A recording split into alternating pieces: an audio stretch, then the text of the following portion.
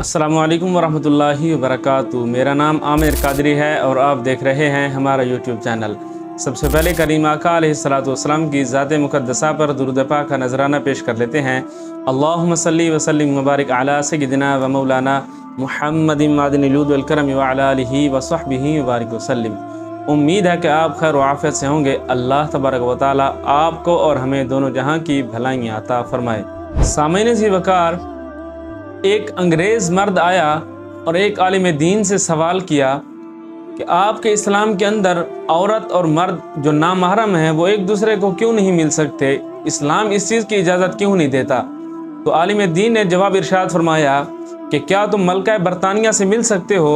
तो उस अंग्रेज़ ने जवाब दिया कि बिल्कुल नहीं, क्योंकि उनके साथ कुछ मखसूस अफराद हैं, मखसूस लोग हैं कि जो मखसूस औकात में उनसे मिल सकते हैं, इसके अलावा किसी की जुर्रत नहीं कि वो उनसे मिल सकें।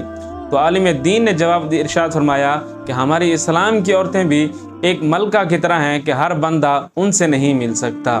फिर उस अंग्रेज़ मर्द ने सवाल किया कि आपके इस्लाम के अंदर जितनी औरतें हैं तो वो पर्दा करती हैं, हिजाब करती हैं, इसकी क्या वजह है कि ऐसा क्यों करती हैं कि वो अपने आप को छुपा कर रखती हैं।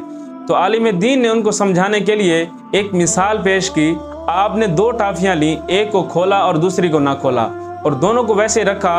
उसके बाद फिर आपने उन दोनों टाफियों को मिट्टी के अंदर दबा दिया, फिर मिट्टी से निकाला और कहा कि इनमें से कौन सी लेना चाहोगे। तो उसने कहा कि जो शापर के अंदर बंद है मैं उसको लेना चाहूँगा। तो आपने इरशाद फरमाया कि यही दलील है कि हमारे इस्लाम के अंदर औरतें पर्दा क्यों करती हैं। सामईन मोहतरम, ये है हमारे इस्लाम की हक्कानियत, इस्लाम की हुस्न, इस्लाम का आसन निज़ाम है कि जो अल्लाह तबारक व तआला उसके रसूल सल्लल्लाहु अलैहि वसल्लम ने हमें अता फरमाया है।